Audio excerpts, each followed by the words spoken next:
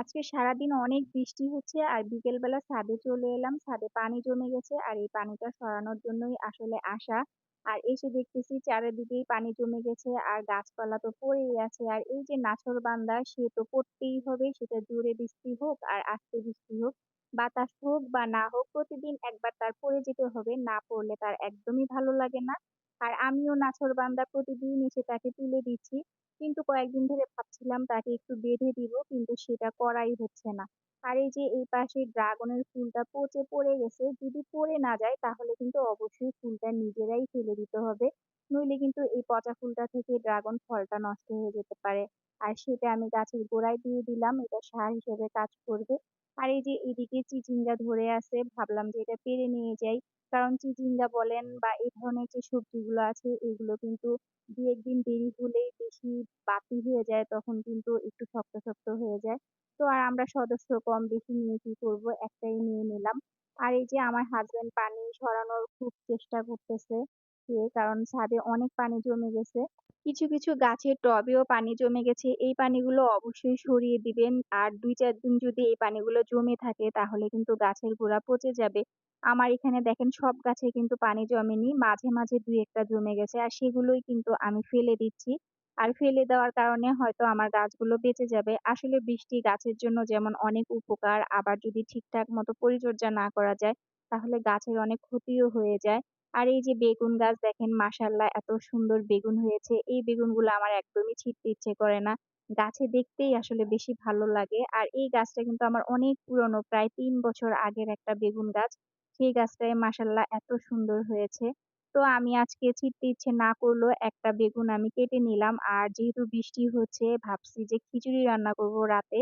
আর খিচুড়ির সাথে বেগুন ভাজা কার, কার ভালো লাগে অবশ্যই জানিয়ে যাবেন।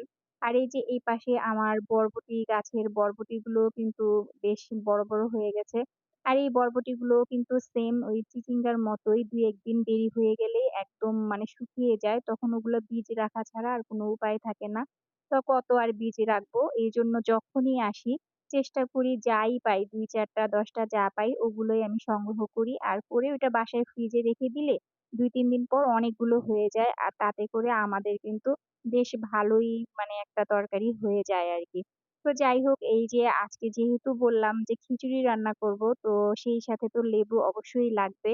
আর মাশাআল্লাহ আমার এই গাছটাতে এবার অনেক লেবু ধরেছে।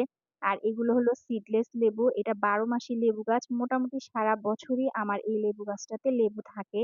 আর এটার ঘ্রাণ কি আর বলবো।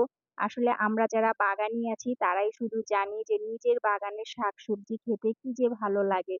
আর এই যে লেবু পাড়তে, পাড়তেই খেয়াল করলাম এখানে একটা বাঙ্গি ধরে আছে। সত্যি কথা যেটা, এই বাঙ্গিটা আমি এইমাত্রই দেখলাম। আমি কিন্তু এটা দেখিই নাই যে এটা কোন দিক দিয়ে এরকম বড় হয়ে গেছে। আসলে বড় গাছের গোড়ায় এরকম কিছু গাছ আছে যেগুলো লতানো।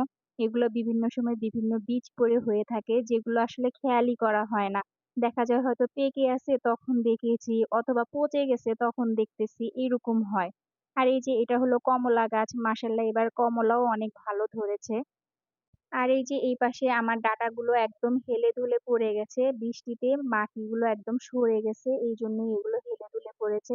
আমি ভাবতেছিলাম যে এই ডাঁটাগুলো অনেক বড় করব। আর এই ডাঁটা কিন্তু অনেক বড় হয়। দেখেন এখনো এগুলোতে ফুল আসে নাই, কিচ্ছু হয় নাই।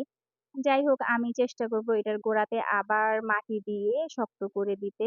আর এই যে পেয়ারা গাছেও কিন্তু মাশাআল্লাহ অনেক পেয়ারা ধরেছে। আর এই যে এখানে হলো একটা নিম গাছ আছে। তো আজকে আমি নিম গাছের কিছু পাতাও ছিঁড়ে নিচ্ছি। আর এই পাতাগুলো কিন্তু নিচের যে পাতাগুলো আছে এগুলো এমনিতেই কয়েকদিন পর কিন্তু শুকিয়ে নষ্ট হয়ে যায়। তো আজকে বা কয়েকদিন ধরেই কিন্তু খুব বৃষ্টি হচ্ছে। তো হয়তো ২-৪ দিনের মধ্যে বৃষ্টি হয়তো কমে যাবে। এইজন্য মূলত আমি পাতাগুলো ছিঁড়ে নিতেছি। এগুলো আমি নিম তেল বানিয়ে রাখবো। যখন দেখবো বৃষ্টি শেষ তখন আমার গাছগুলোতে স্প্রে করব, যেন গাছগুলোর কোনো ক্ষতি না হয়। আর এই যে আজকে বাজার থেকে কিছু শাক নিয়ে এসেছিল, আর সেখান থেকে আমি কিছু মানে নতুন শাকের ডাঁটা আরকি এগুলো রেখেছি। ভাবছি যে খুব যত্ন করে ছাদ বাগানে লাগাবো। কিন্তু আজকে এত বৃষ্টি হচ্ছে, যত্ন করে লাগানোর আর সুযোগ নাই। যেমন করে পারি আরকি ওইভাবেই লাগিয়ে দিচ্ছি।